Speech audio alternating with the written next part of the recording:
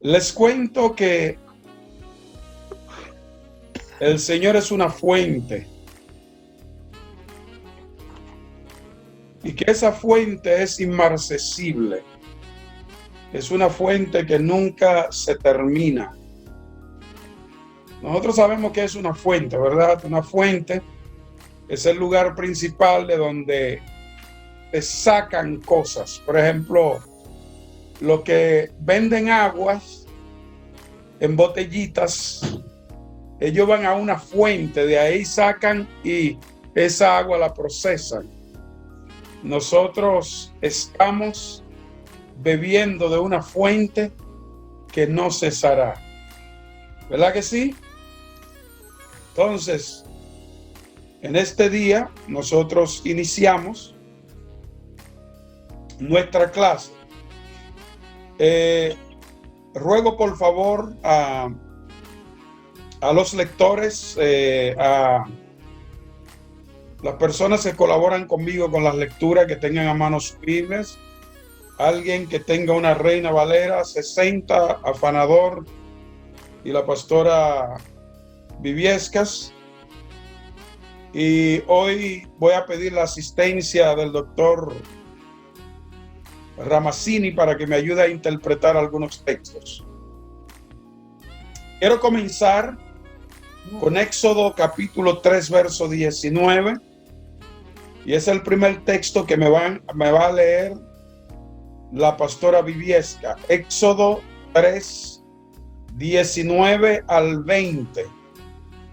Hoy es un día especial, es una clase en que vamos a hablar algunas cosas que quiero que ustedes tomen después de la gran promesa tangible que nos hizo Dios, que muchos de ustedes no saben, pero los que estuvieron en la reunión de los 30 supieron lo que el Señor nos dijo, y nosotros pues se lo dejamos saber. Hoy una vez más haré una mención durante esta clase para que ustedes sepan cuál es el trato del Señor con nosotros en esos tiempos que estamos viviendo. Éxodo capítulo 3, verso 19 al 20, por favor. Yo sé que el rey de Egipto no los dejará ir sino a la fuerza, pero yo extenderé mi mano y heriré a Egipto con todas las maravillas que allí haré, y entonces él los dejará ir. Yo sé que el rey de Misraim no los dejará ir, ¿verdad? El rey de Egipto no los dejará ir. ¿Por qué? Porque el rey quiere control sobre ustedes y no quiere que ustedes sean libres. Pero yo extenderé mis manos y golpearé a Misraim con todas mis maravillas que haré allí. Después de eso, él los dejará ir. Haré que los egipcios vean a este pueblo con ojos bondadosos, para que cuando ustedes salgan no se vayan con las manos vacías. Exacto. Cuando el Señor le dijo eso al pueblo, ustedes saben que el pueblo, que los egipcios le entregaron toda su riqueza y se llevaron toda la riqueza.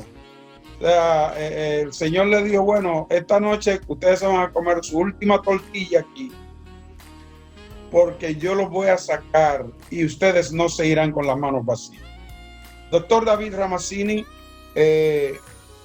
esta interpretación que dice, donde dice, yo sé que el rey de Misraim no los dejará ir, excepto con una mano poderosa. Pero yo extenderé mi mano y golpearé a Misraim con todas mis maravillas que haré allí. Después de eso, él no tendrá más opciones. ¿Cómo lo traeríamos al día de hoy? Bueno, pienso que en todo Dios tiene cuidado, desde el principio hasta el final.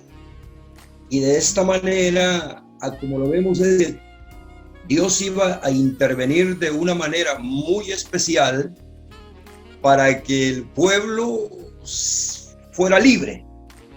Pero no solo libre, sino que Dios estaba pensando en la provisión también. Y por esto es de que a veces no entendemos ciertas cosas. Yo he dicho que este reino no es mucho de entender, sino de creer. Cuando Dios dice, voy a golpear a este rey, ya estaba pensando en la provisión y la bendición de este pueblo.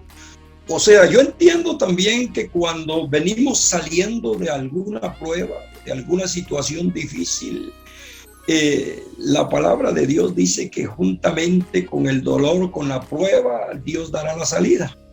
Y yo entiendo la manera maravillosa como Dios durante tanto tiempo los sacó y los llevó a donde Él había establecido llevarlos.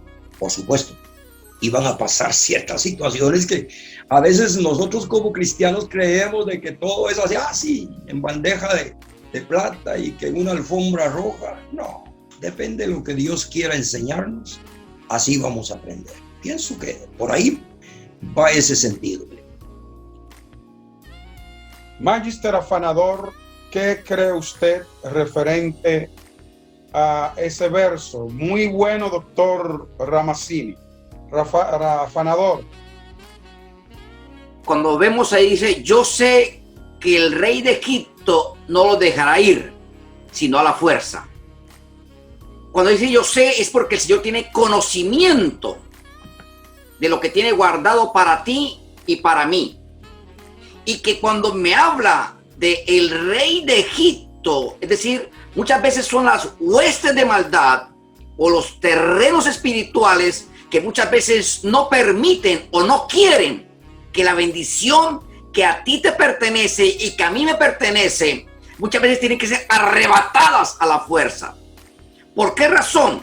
Porque muchas veces lo que el diablo te quitó, Dios te lo devolverá 10 veces o 1000 veces multiplicado. Porque ellos de allí dice, pero yo extenderé mi mano y heriré a Egipto con todas las maravillas que allí haré.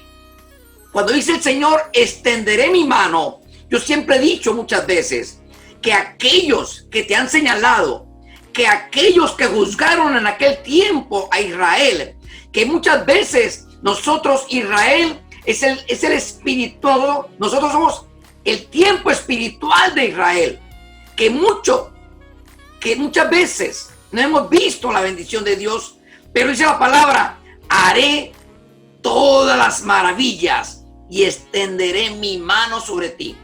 Que aún en medio de las circunstancias, que aún en medio de dificultades, Dios extiende su mano maravillosa para protegerte, para protegernos. Es decir, aquellos que te han señalado, aquellos que te han juzgado, encontrarán la mano de Dios extendida para defenderte.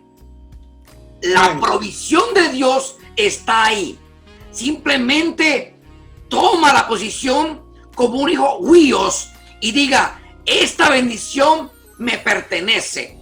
Que cuando Dios te lleva al desierto o nos lleva al desierto, no es para matarnos, es porque quiere hablar con nosotros, perfeccionarnos, pulirnos, llegar a la altura y a la anchura de Jesucristo. Por eso dice el Señor, y heriré. Mire, tremendo. Dice el 20. Y entonces heriré a Egipto, y entonces Él lo dejará ir. Gracias. De acuerdo a lo que ustedes han dicho, veo gran fundamento en los dos comentarios. Y algo que entiendo de acuerdo al comentario del doctor Ramazzini es que no hay libertad sin provisión. ¿Por qué? Porque el rey no quería que el pueblo se fuera, y una de las razones es porque, aunque eran mayores en número, en conocimiento, en sabiduría y entendimiento, y Dios les hablaba todos los días, estaban sometidos a la esclavitud voluntaria, vamos a decir, porque ellos no tenían un deseo intestinable de salir. Sin embargo, Dios les puso en el corazón de que deberían salir y liberar al pueblo de la esclavitud. Pero al rey de Egipto, el rey cogió el gustico de tener a personas inteligentes como esclavos. Eran lo más inteligentes, era con quien Dios hablaba. Eran quienes escuchaban la voz de Yahweh, el Elohim. Eran los que tenían acceso a presentarse ante un rey y decirle: así dice el Señor. Sin embargo, eran los esclavos. Y no hay cosa más hermosa para un impío que tener a esclavos inteligentes, porque eso hace que su reino se vea más importante. Sin embargo, el Señor, una de las palabras que le mandó a decir al rey de Misraim fue: deja ir a mi pueblo. ¿Ok? Entonces, tremendo magister afanador y doctor Ramazzini. Vamos a ir a Mateo capítulo 15 verso 30 rapidito. Mateo capítulo 15 verso 30. Mateo 15:30. Mateo 15:30 habla de plantas, ¿verdad? Y también Mateo capítulo 12 verso 33. También Mateo capítulo 12 verso 37. Entonces vámonos con Mateo capítulo 15 verso 30. Mucha gente se le acercó. Llevaban cojos, ciegos, mudos, mancos y muchos otros enfermos, y los pusieron a los pies de Jesús y él los sanó. ¿A quiénes sanó? A los cojos, a los enfermos, a los ciegos, a los mudos, a los mancos. O sea que nadie quedó sin sanidad, ¿correcto? No, todos fueron sanos. Ahora, Dios tiene que permitir a veces cosas en nuestras vidas para podernos llevar al clímax que Él quiere. Yo quiero que usted me lea el capítulo 12, verso 33 de Mateo, por favor. Sí. Si el árbol es bueno, también su fruto es bueno. Pero si el árbol es malo, también su fruto es malo. Al árbol se le conoce por sus frutos. Wow. Ok, miren aquí. La palabra de Dios dice que toda planta que no plantó mi padre debe ser removida, ¿verdad?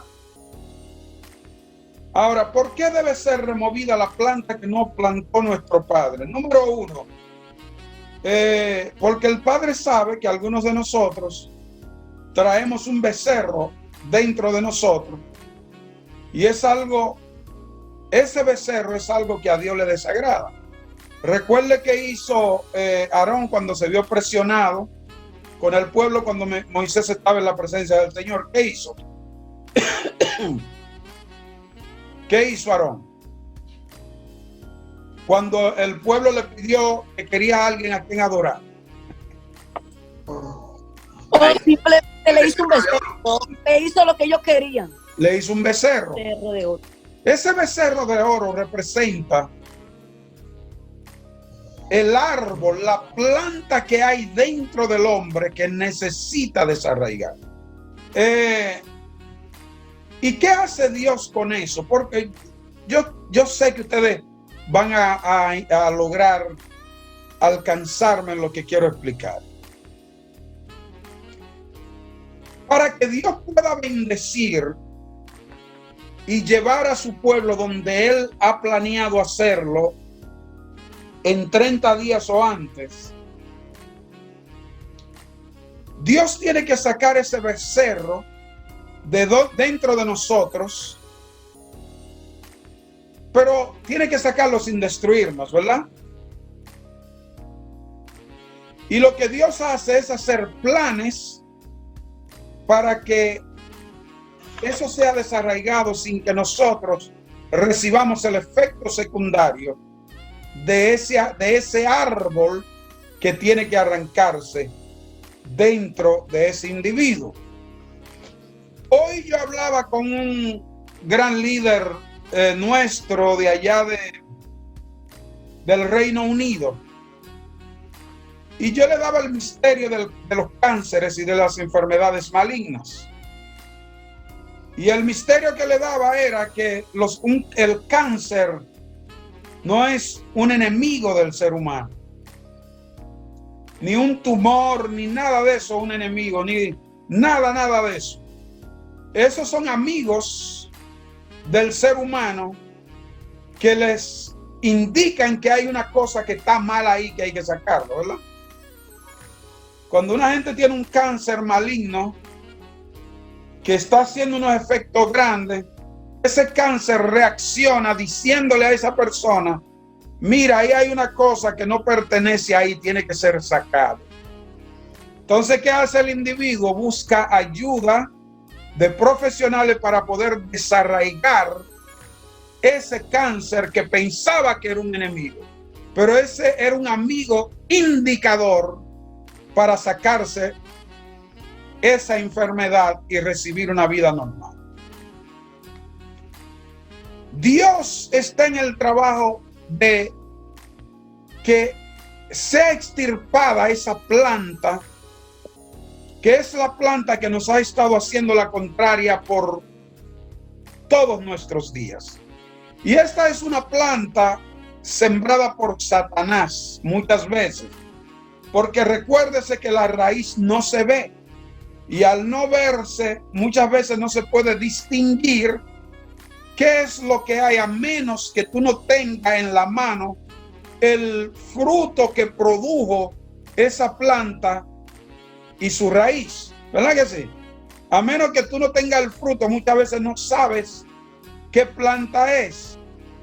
Tú ves la rama, ok, es un indicador, pero yo les aseguro que si usted tiene una cereza en la mano y la tomó de esta mata, usted va a saber que la mata es de cereza y que la raíz es de cereza también. ¿Es sí o no? Sí o sí. Entonces Dios tiene que sacar ese becerro.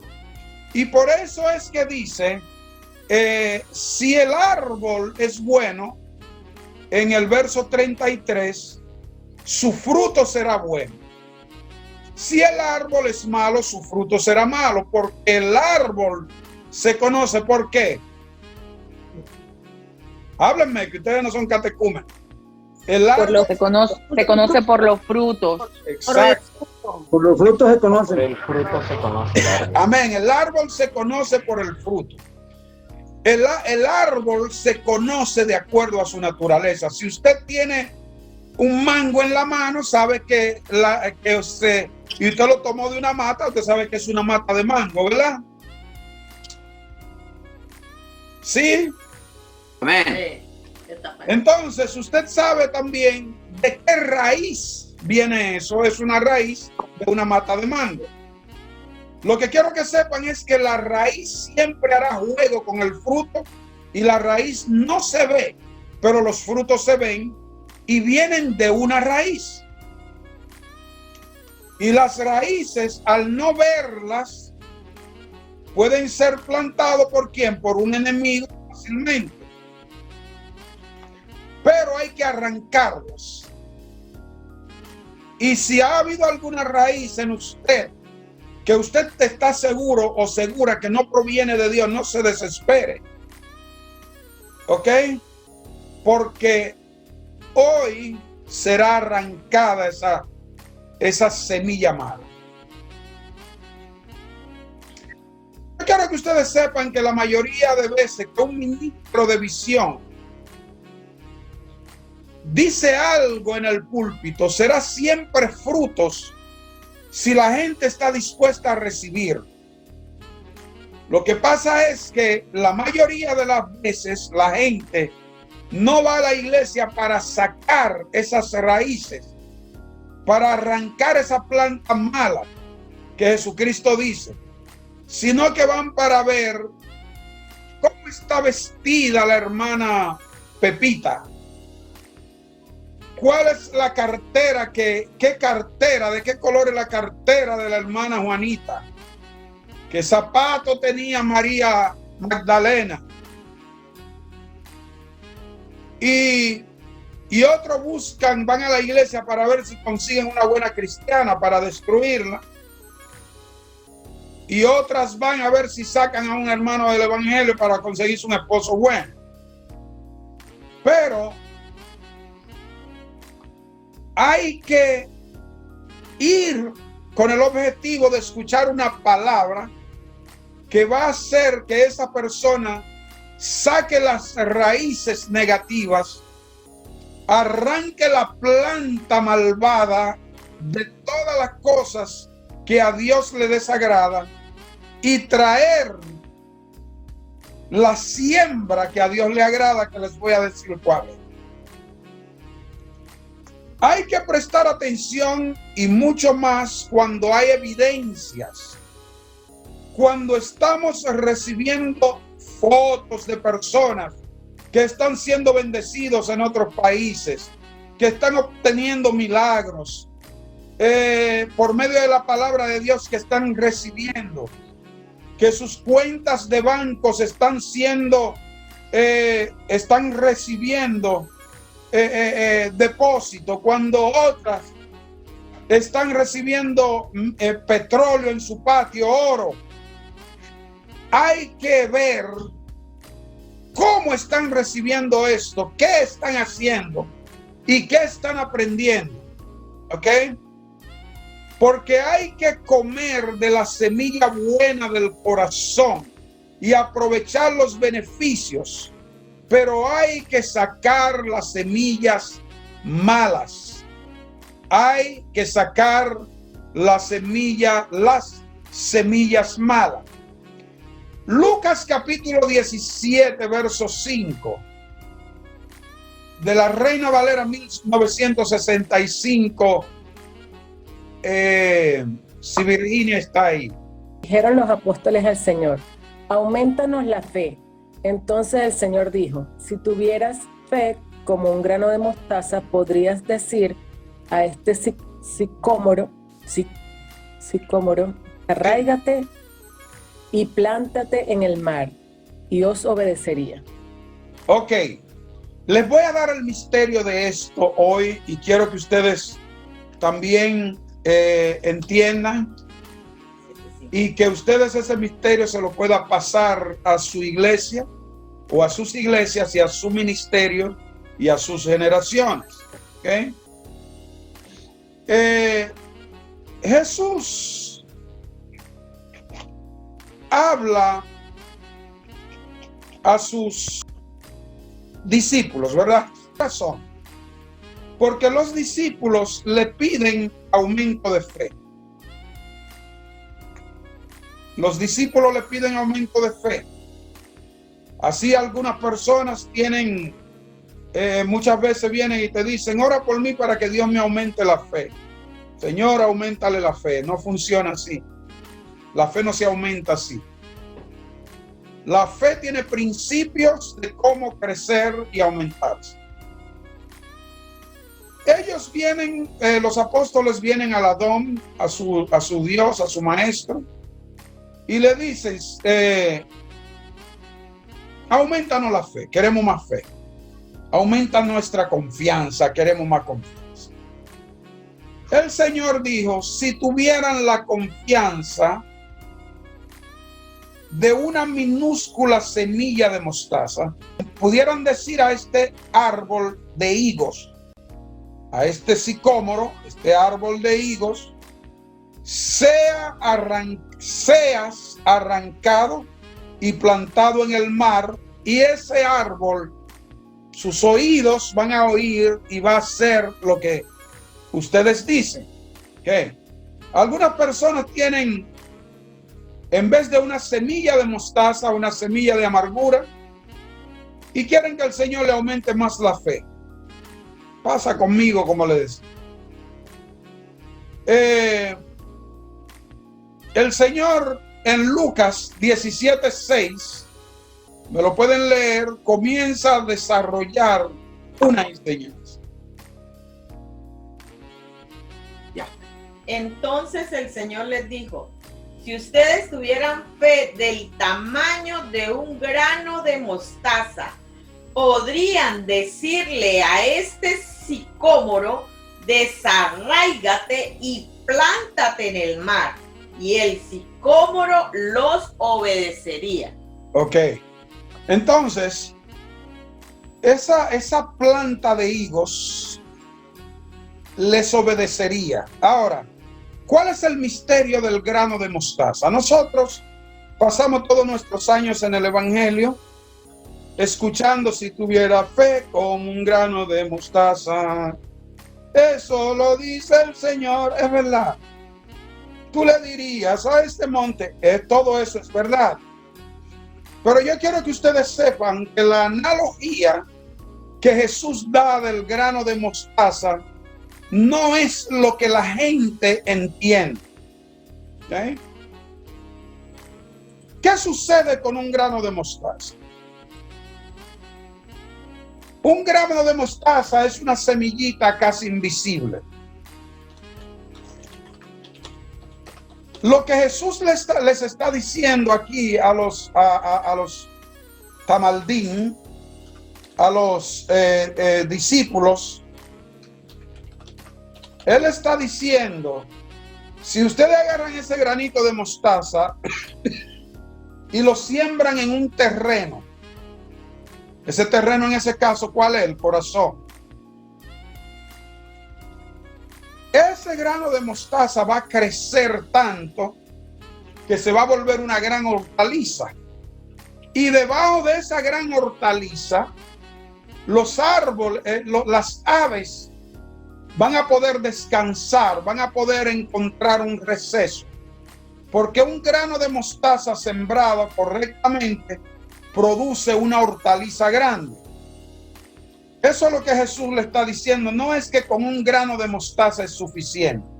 Usted con la fe de un grano de mostaza no puede hacer gran cosa, a menos que ese grano usted lo siembre en su corazón y comienza a escuchar lo que Dios quiere. ¿Okay?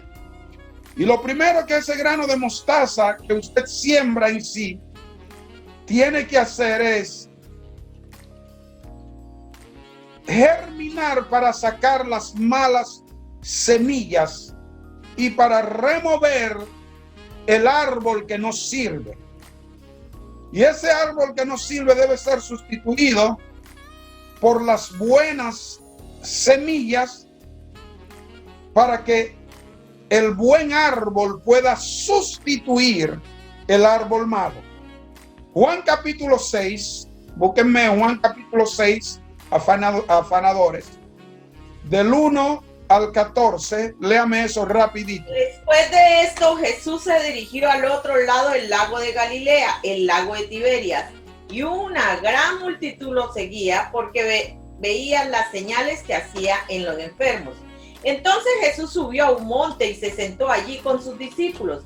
Ya estaba cerca la Pascua, la fiesta de los judíos. Cuando Jesús alzó la vista y vio que una gran multitud se acercaba a él, le dijo a Felipe: ¿dónde compraremos pan para que estos coman? Pero decía esto para ponerlos a prueba, pues él ya sabía lo que estaba por hacer.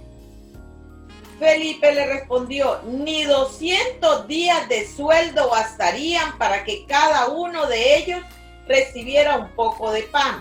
Árbol malo, eso es un árbol malo. Es un árbol de duda. Cuando tú estás con el maestro no debes dudar. Siga. Andrés, que era hermano de Simón Pedro y uno de sus discípulos, le dijo: aquí está un niño que tiene 5 panes de cebada y 2 pescados pequeños. Pero, ¿qué es esto para tanta gente? Entonces Jesús dijo, hagan que la gente se recueste. Había mucha hierba en aquel lugar y se recostaron como 5,000 hombres. Jesús tomó aquellos panes y luego de dar gracias, los repartió entre los discípulos y los discípulos entre los que estaban recostados. Esto mismo hizo con los 2 pescados y les dio cuanto querían. Cuando quedaron saciados, le dijo a sus discípulos, recojan los pedazos que sobraron para que no se pierda nada.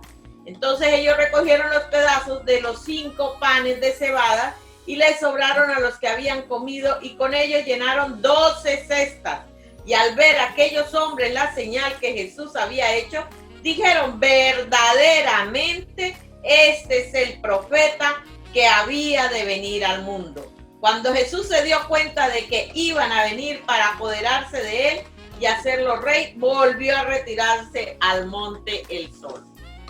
Fíjense bien, ese joven, ese no era un niño. La traducción normal dice niño, pero la traducción es un jovencito.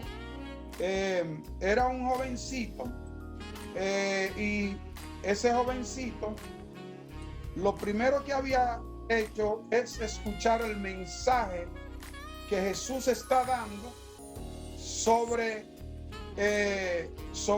fe, sobre aumentar la fe, sobre sacar el árbol malo.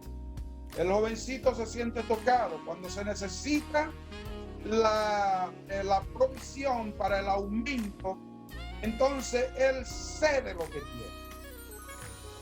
Ahora, no solamente el jovencito escuchó este mensaje también lo escuchó una mujer en Marcos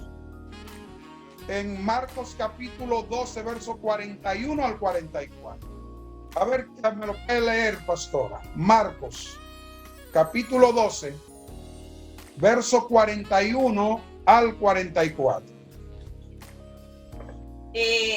Jesús estaba sentado frente al arca de las ofrendas y miraba cómo la gente echaba sus monedas en el arca.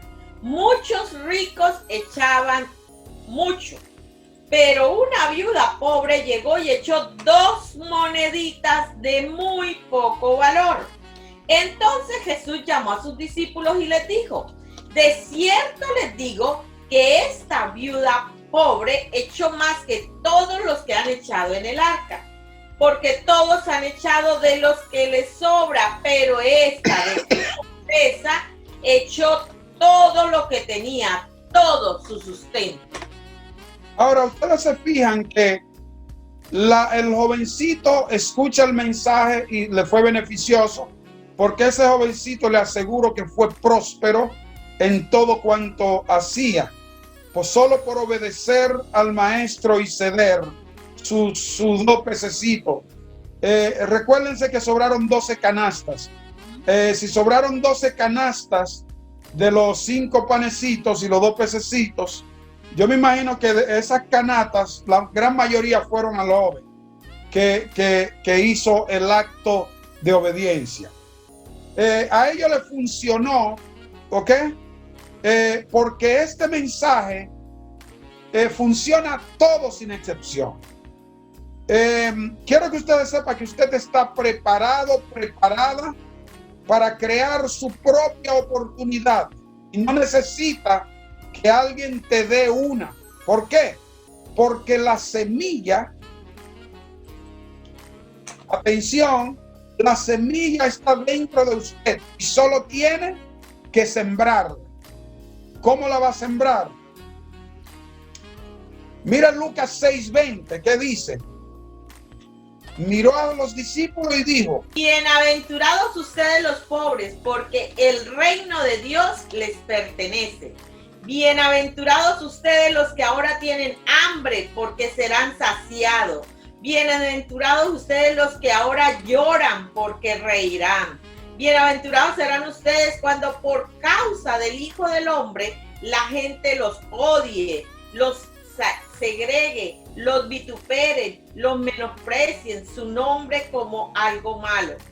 Cuando llegue ese día, alégrense y llénense de gozo, porque grande será el galardón que recibirán en los cielos. Eso mismo hicieron con los profetas, los antepasados de esta gente. Pero ay de ustedes los ricos, porque ya han recibido su consuelo. Ok, Ustedes... déjemelo ahí, me lo puede dejar ahí. Ajá. Ahora, es un problema que Dios habla a los ricos. Él le está hablando a esos ricos que estaban ahí, que confiaban en su dinero y no en Dios. Ahora, él mira a sus talmadines, a sus discípulos, y le dice: cuán bendecidos son ustedes los pobres. Paréntesis. Porque el reino de Yahweh es de ustedes. Ahora, tenemos que analizar aquí, doctor Ramazzini y equipo, ¿a qué pobres, de qué pobreza está hablando aquí? La Biblia dice que él mira a sus talmadines, a sus discípulos, y le dice: cuán bendecidos son ustedes los pobres. Eso para mí lleva varias connotaciones. La primera connotación es que les está diciendo, es que está diciendo que aquí no hay diferencia para que la gente pueda crecer. Aquí es un comparativo que puede ser pobre, rico, ineducado o sin educación y sin ninguna profesión, y todavía tiene derecho a crear un futuro en Dios. Recuerden que siempre les digo lo que sucede en el mundo hoy, que mientras se está bregando con billones y billones arriba del piso nuestro, están haciendo trade, intercambio, comprando moneda, la gente está mirando novelas. Cuando usted está recibiendo una palabra como esta, que lleva un objetivo, usted tiene que prestar atención. No puede estar atendiendo otra cosa, porque debemos dejar lo más urgente y hacer lo más importante. ¿Ok? Siempre acostúmbrese a dejar lo más urgente y hacer lo más importante, porque lo más urgente puede esperar, pero lo más importante no. Que tenga oído para oír, escuche lo que el Espíritu le dice. Siempre deje lo más urgente y haga lo más importante. Si usted tiene que, recuerden algo que parecía bien rudo, que Jesús dijo. Él dijo: dejen que los muertos entierren a su muerto y síganme. No había nada más injusto que algo así. Dejar que los muertos entierren a sus muertos. O sea, él está diciendo: lo más importante aquí soy yo, atiéndanme. Entonces quiero que ustedes tengan, cuando ustedes están en una clase, yo les estoy dando el beneficio de la investigación y el beneficio de horas y horas y horas de búsqueda para poder, de oración por ustedes mismos, para que Dios los haga ministros de otro nivel. Y quiero que presten atención a mi clase, porque es casi ofensivo que yo les esté dando una clase y que ustedes estén en otra conversación. Miren, cuando el reino viene, no tienes que ser pobre otra vez. Cuando viene el reino de Dios a su vida, no tienes que malpasar más, porque hay un sistema que te promueve y te protege. ¿Ok?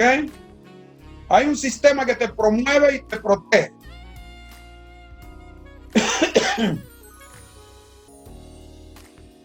La Biblia dice en un salmo, y es el Salmo capítulo 75, verso 6. Léanmelo en la Reina Valera, por favor. Virginia. Salmos capítulo 75, verso 6. Y también quiero escuchar este verso en la versión afanador. El juicio no viene del este ni del oeste, ni del desierto ni de las montañas. El juicio proviene de mí, que soy Dios. A unos humillo y a otros enaltezco. Wow. Ok, entonces. Por aquí dice el Reina Valera. Sí. Porque ni de oriente ni del occidente, ni del desierto viene el enaltecimiento, mas Dios es el juez. A este humilla y a aquel enaltece. Dios es el que promueve. Eso quiere decir que Dios puede promover a quien quiere. Puede ser inteligente, puede ser menos inteligente. Lo único que Dios quiere es que sea una persona que obedezca la palabra y cumpla con la palabra. ¿Ok?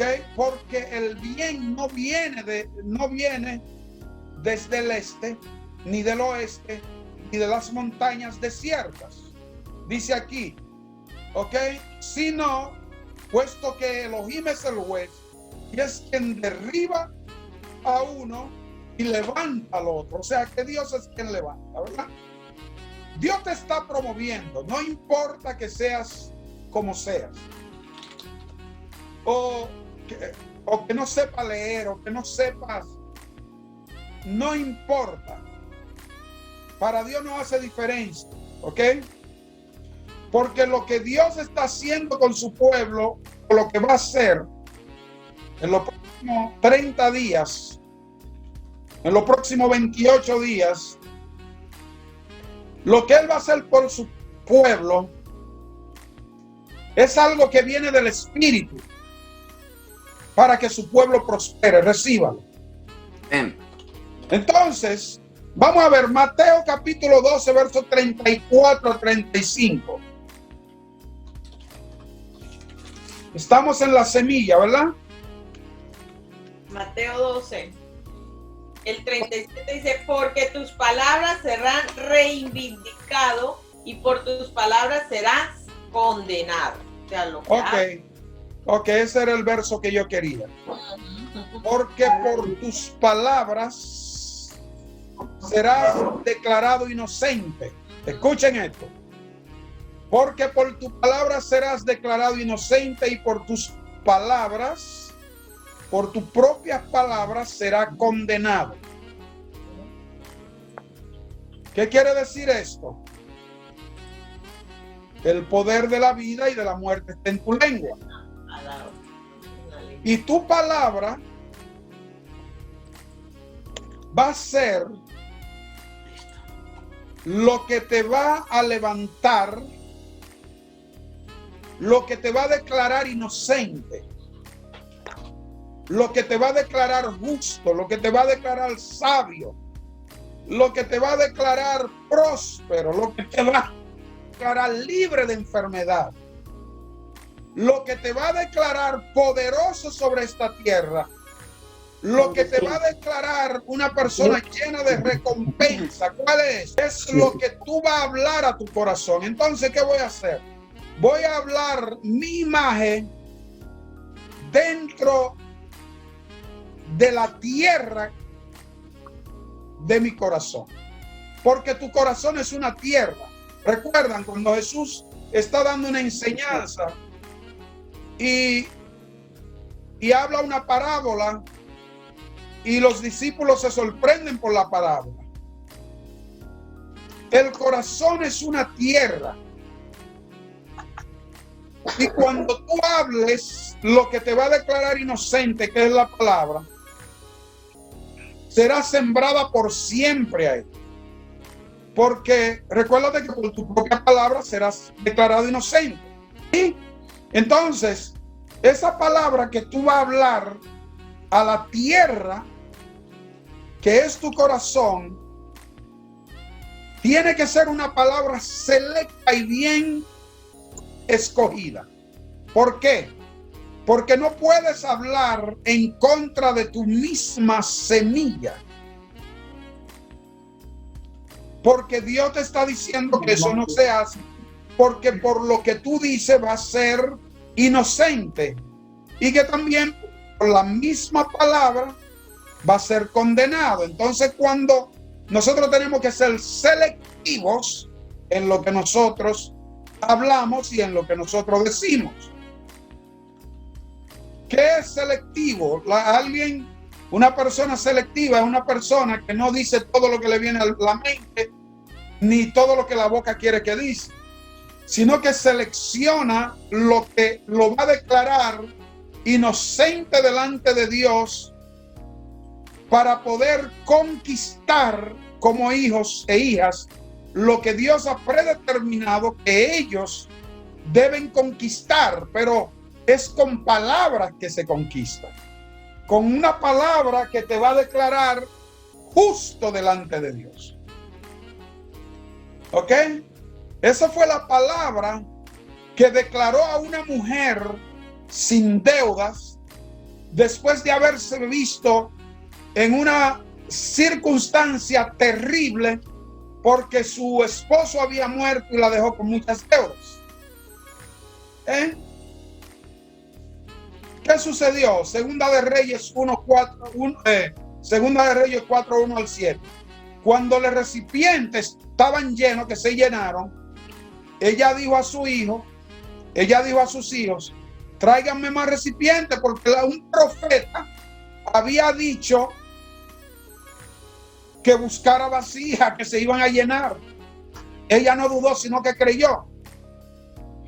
Y ellos buscaron todos los recipientes que habían que buscar, se llenaron. Y cuando se llenaron todos los recipientes, en el verso 7, ¿qué dice el verso 7 de Segunda de Reyes 4? Entonces ella fue a contárselo al varón de Dios, y este dijo: ahora ve y vende el aceite y págale a tus acreedores, y tú y tus hijos vivan de lo que les quede. O sea, no solamente hubo una provisión para pagar deudas, hubo la provisión para pagar las deudas, pero hubo provisión para vivir de por vida, ¿verdad? La provisión no es algo solo para pagar deudas. La provisión es algo que sirve para generación. Por eso Proverbios 13:22 dice que el justo dejará heredero a sus nietos, ¿verdad?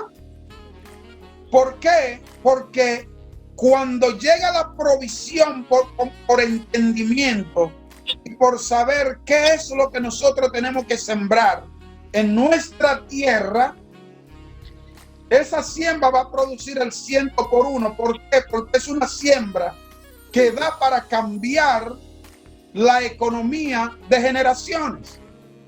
En Lucas capítulo 5, verso 1 al 9, ya estamos casi terminando. Lucas 5, 1 al 9. En cierta ocasión Jesús estaba junto al lago de Genesaret y el gentío se agolpaba sobre él para oír la palabra de Dios. Jesús vio que cerca de la orilla del lago estaban dos barcas y que los pescadores habían bajado de ella para lavar sus redes.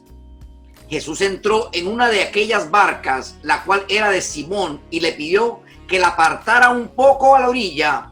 Luego se sentó en la barca y de allí enseñaba a la multitud. Cuando terminó de hablar, le dijo a Simón: lleva la barca hacia la parte honda del lago y echen allí sus redes para pescar. Y Simón le dijo: maestro, toda la noche hemos estado trabajando y no hemos pescado nada, pero ya que tú me lo pides, echaré la red. Así lo hicieron, y fue tal cual la cantidad de peces que atraparon que la red se rompía. Entonces hicieron señas a los compañeros que estaban en la otra barca para que vinieran a ayudarlos.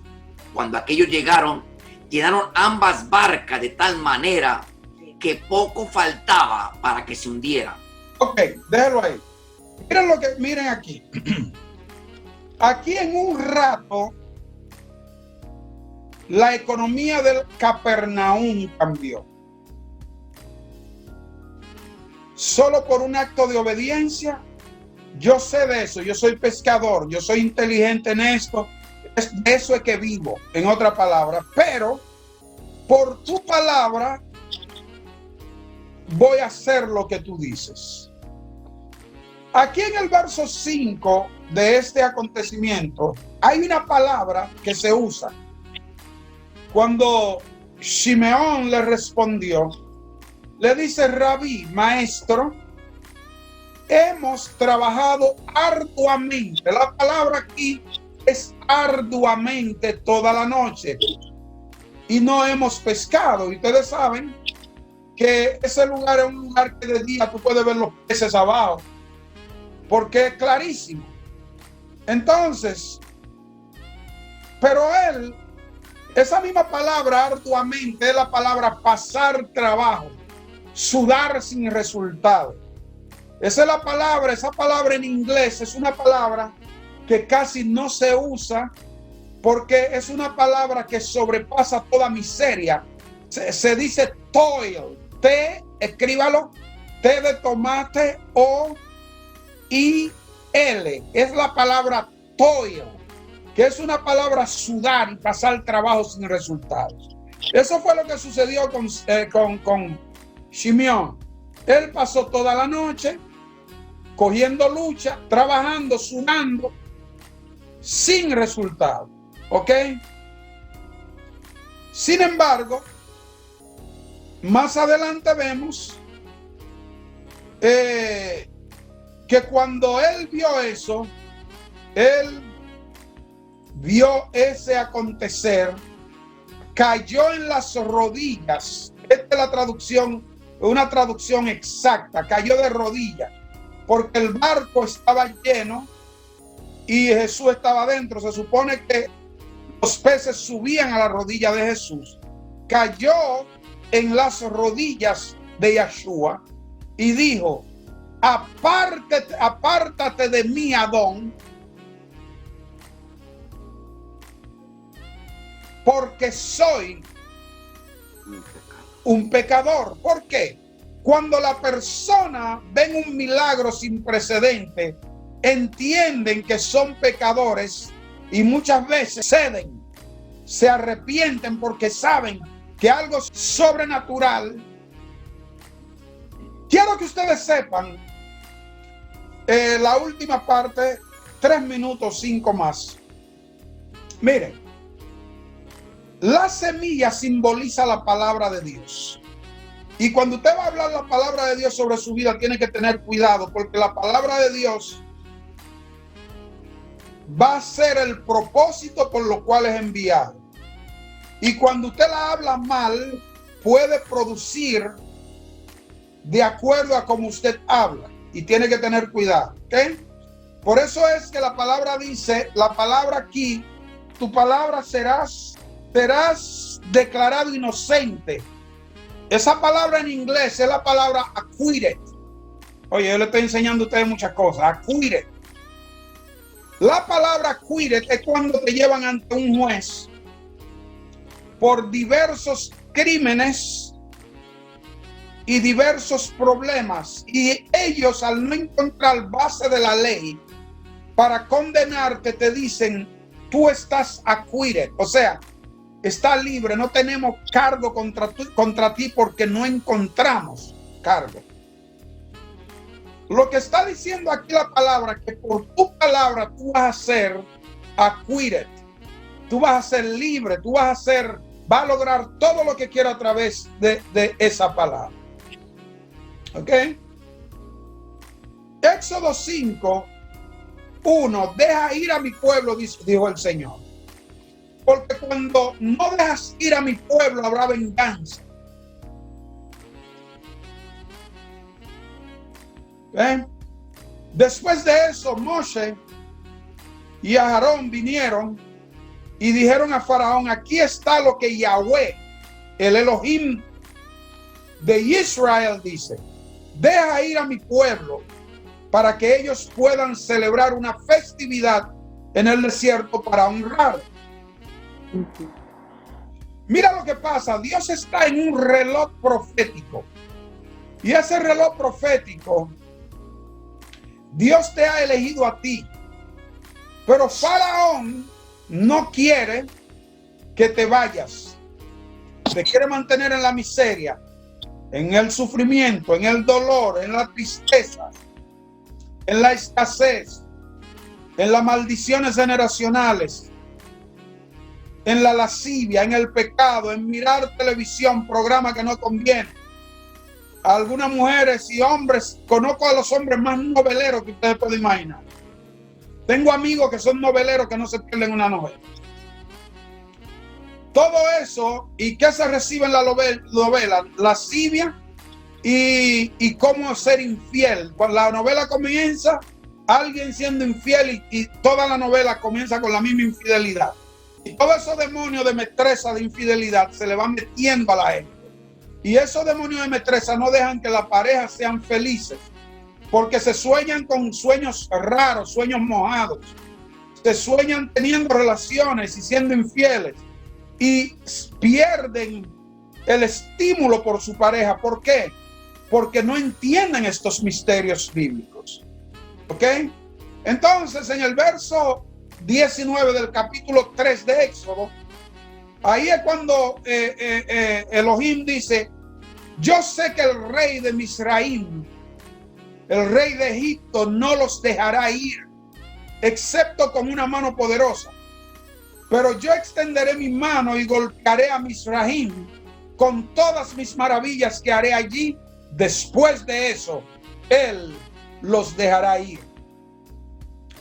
Hay juicio de Dios para los que no te quieren dejar ir. Dios los juzgará y Dios te va a dar recompensa por lo que se haya hecho en contra tuya. Recuerden qué pasó cuando el rey Abimelech quiso tomar a Sara. Génesis capítulo 20, verso 3. Dice: pero Elohim vino a Abimelech en un sueño una noche y le dijo: estás a punto de morir a causa de la mujer que has tomado. No había tenido relación con ella, puesto que ella es la esposa de alguien. Le dijo Dios: o sea, tú vas a morir, voy a hacer venganza si tú haces eso en contra de mi siervo. Y primera de Samuel, capítulo 2, verso 6, dice que Yahweh mata y él da vida. Él lleva la sepultura y él hace subir de ella.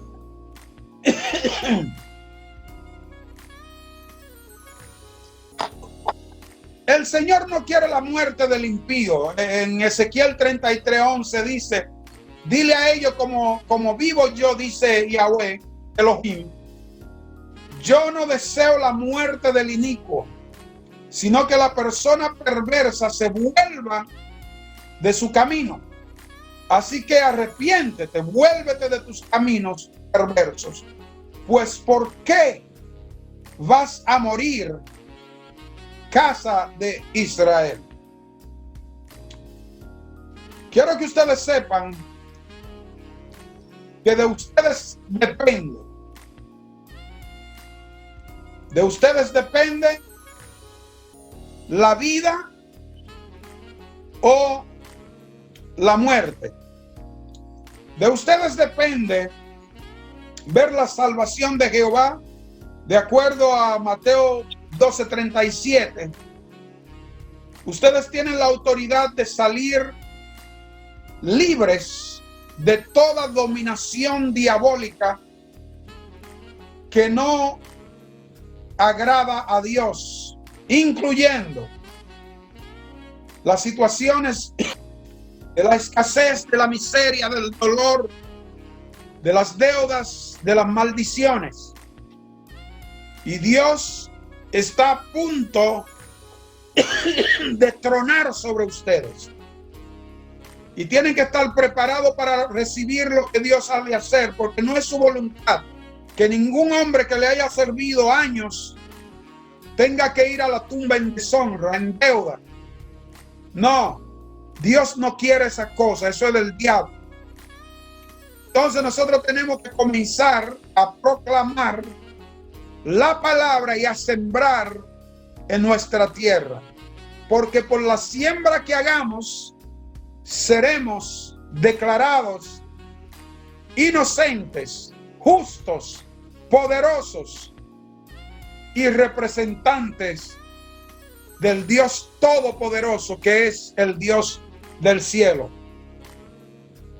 Doctor Ramazzini, comente sobre la clase, por favor. Bueno, realmente me parece que ha sido una bendición tremenda desde su principio hasta el final.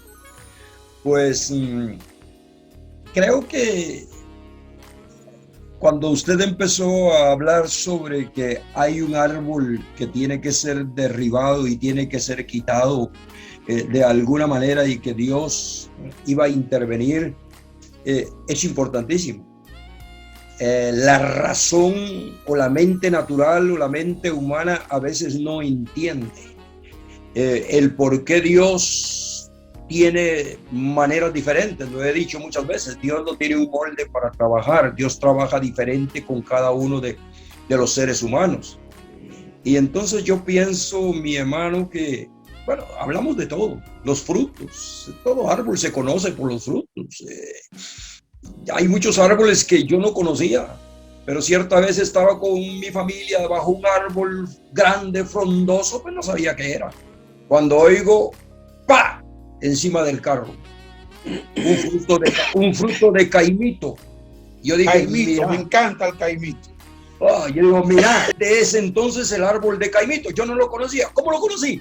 Por sus frutos. Entonces, la gente, las personas van a conocer más que por lo que digamos, por nuestros frutos. Pesa más una onza de ejemplo que una tonelada de todo lo que yo pueda decir. La gente va a decir, miren, ahí está, el hombre es diferente. Entonces, pienso que toda la clase ha sido de una manera exitosa. Muchísimas gracias, doctor, por la oportunidad que me da para participar. Doctora Linet Solano, ¿qué puede comentar sobre la clase que hemos tenido hoy? Bueno, apóstol, una clase, como dice David, una clase ubícatex, ¿verdad? Que todo lo tenemos nosotros dentro cuando pertenecemos y estamos en el Mesías, en el Señor.